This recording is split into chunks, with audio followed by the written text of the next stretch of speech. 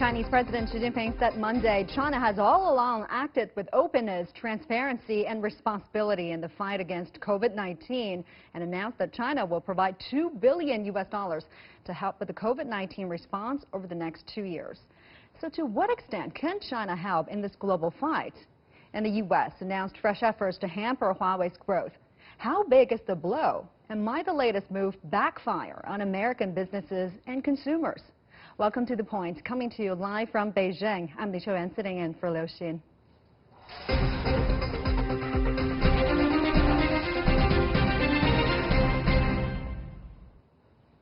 Let's make concerted efforts to protect the health and life of people in all countries. Let's work together to safeguard planet Earth, our common home.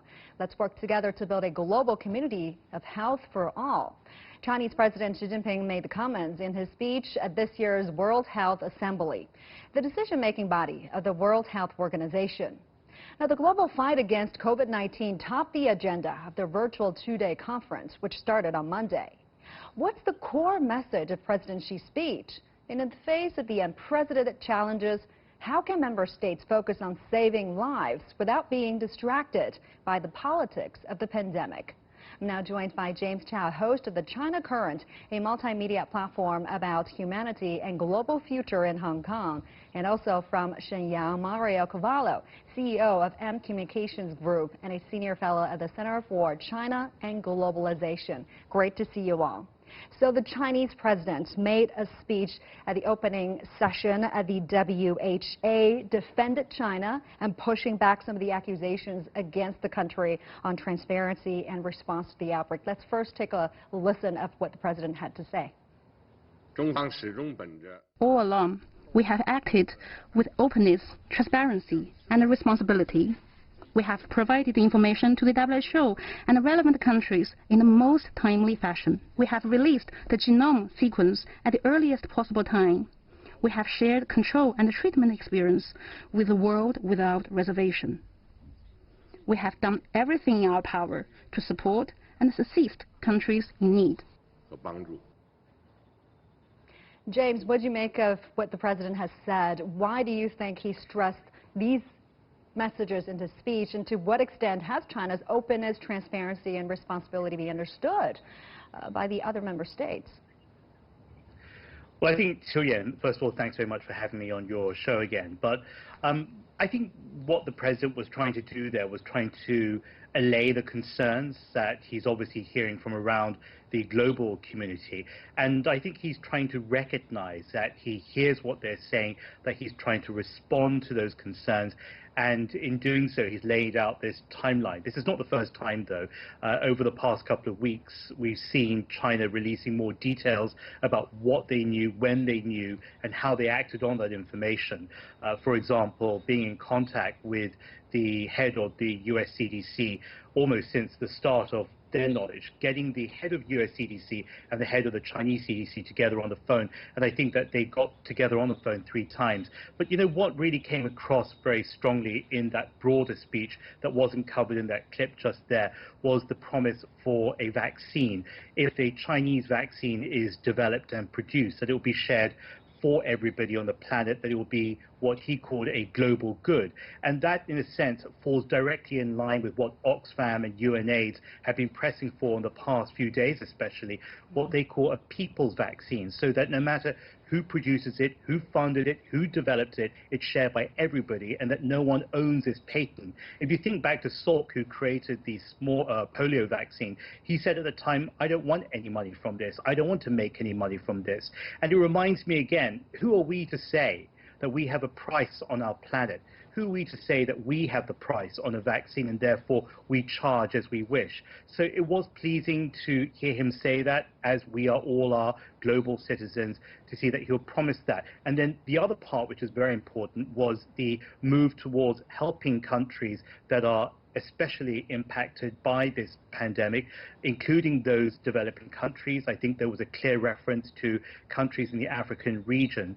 Many of those countries are mired in debt, and you've seen global leaders like Helen Clark come out in the past couple of weeks pushing the G7 and the G20 to relieve or suspend debt repayment. So hearing him saying that China is willing to be involved in that plan, I think was a very positive sign that if the pandemic threatens to cripple you, certainly some countries will try and pull you out of that. Yeah, another important message coming out from the president to me that really stand out is that he says China supports comprehensive reviews of global response to COVID-19 after it was brought under control to sum up experience and also address deficiencies. And this should work on basis of science and professionalism led by the WHO and conducted in an objective and impartial manner. Two layers coming out from that. First, China does support a comprehensive review. It does not shy away from it. There's nothing to hide.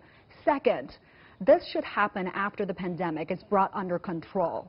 Now is not the right timing, according to the president. Global efforts should now be focused on containing the pandemic. But how is this message being received by other participating states? Any chance that other countries will be on the same page with China? Mario.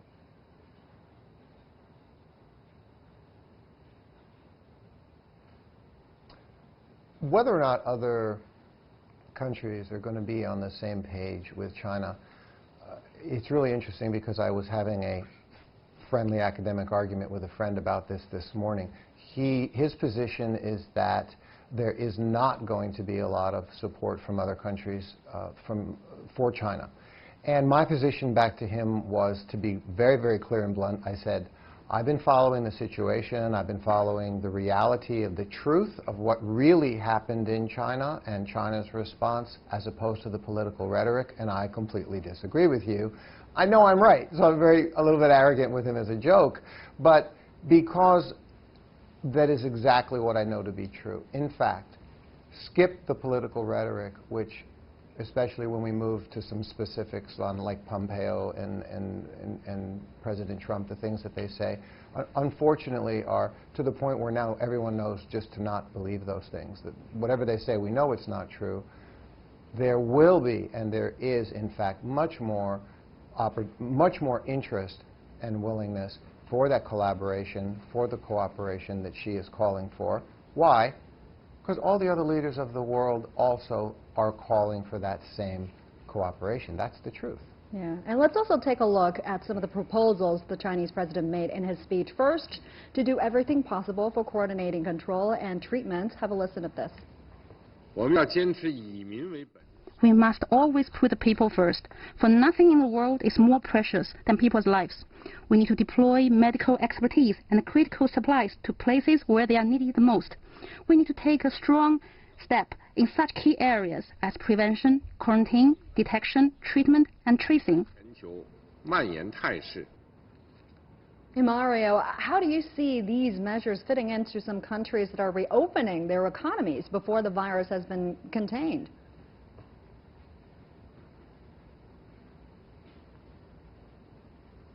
Well, countries who are reopening before the virus is contained, I see those measures as being in direct conflict with the proper steps that need to be taken. And I'm going to use, I understand the reasoning, okay? People are hurting in terms of economics, so I understand the reasoning.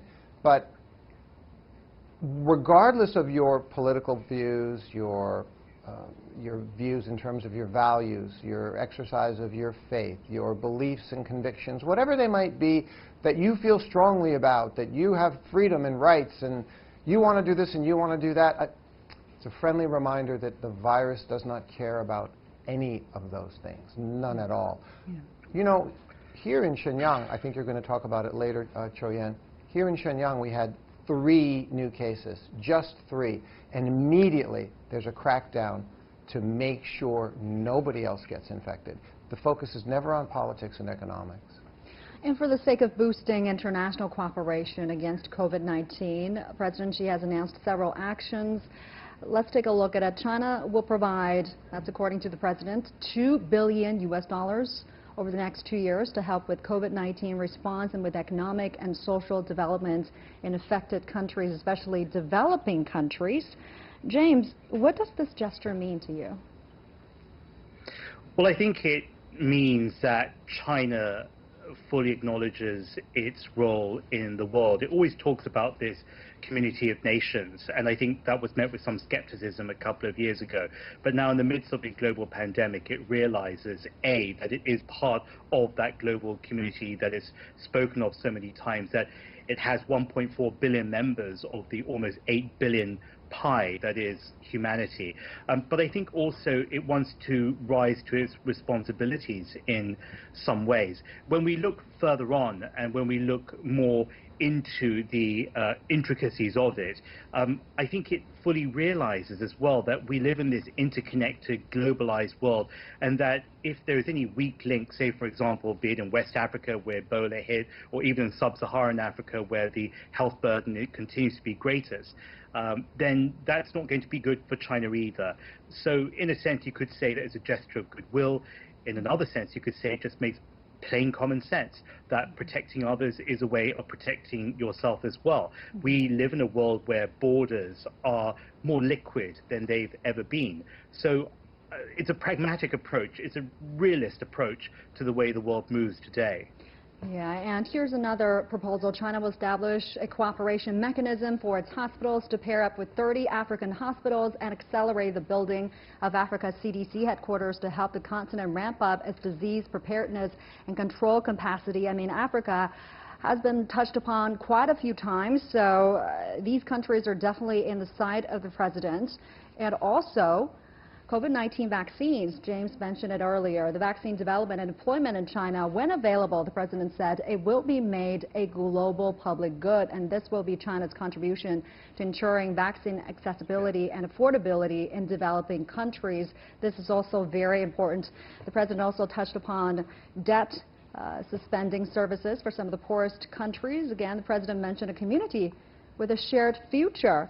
But James, let me ask you this. You moderated 13 sessions at last year's WHA, and this is the 73rd WHA, which is being held by teleconference for the very first time due to the global pandemic, a very special time. And according to the WHO website, the whole agenda is set to center on COVID-19 pandemic. But what normally comes out of these meetings? What can we expect to come out of this year's assembly?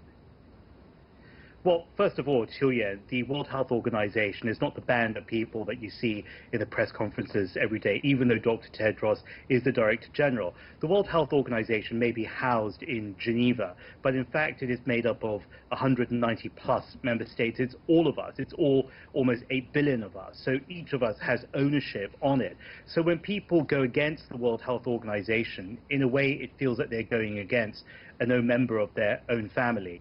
The World Health Assembly is the biggest gathering of its kind. Thousands of people come together every year.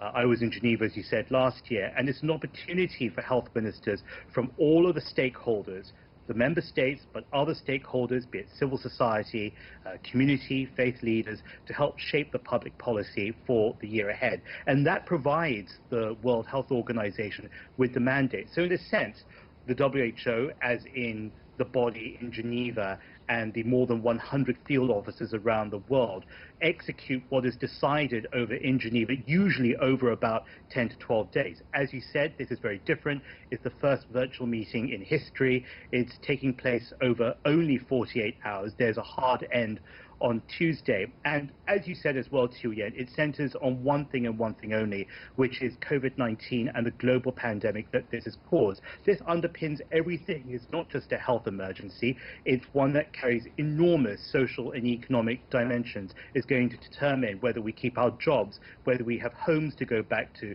whether we continue to be split from our families, what the world economies are going to look like, whether we can travel, how safe it will be, whether we can exit our countries, whether we can exit our own front doors. So what's being gathered and what's being determined over these next 2 days, I think, is the most important meeting of global architects in modern peacetime history, because this is the greatest threat in modern peacetime history. And before that, I do want to mention this. China was the first country to report the new virus to the WHO and has been working with the agency throughout the pandemic. And now fresh coronavirus clusters have emerged across China in recent weeks. In Wuhan, the worst affected city by the coronavirus in the country, as well as northeastern province of Heilongjiang and Jilin. And Mario, you're based in Shenyang. Jilin is your neighboring province. What's your observation now, very quickly, and what do these new clusters tell us about global fight ahead?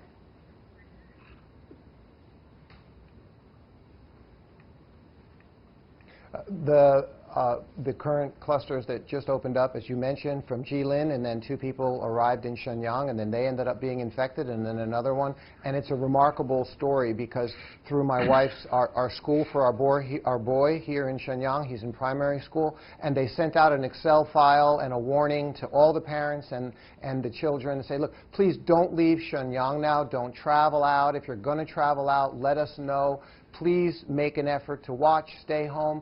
And we have an Excel file with over 600 names in it of people who were contact traced to those 3 cases and who are in quarantine and being watched. To me, that is remarkable, and it makes me feel safe, it makes me feel happy, and that's the kind of control that's happening up here, real briefly, as you mentioned. All right, thank you very much, Mario Cavolo, CEO from M Communications Group and Senior Fellow at the Center for China Globalization, and our own James Chau, host of China Currents and World Health Organization Goodwill Ambassador to the WHO. Thank you very much for joining us.